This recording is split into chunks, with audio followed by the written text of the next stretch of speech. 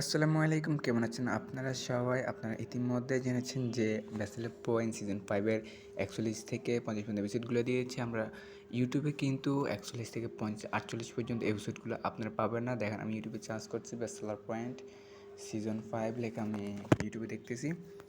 দেখেন, সার্চ দেওয়ার পর কী আসে। আপনারা কিন্তু প্রবল ইউটিউবের মধ্যে এই সিজন 5 এর ৪১ থেকে ৪৮ পর্যন্ত এপিসোডগুলো পাবেন না। দেখেন, এখানে কোনো অরিজিনাল কোনো এপিসোড নেই।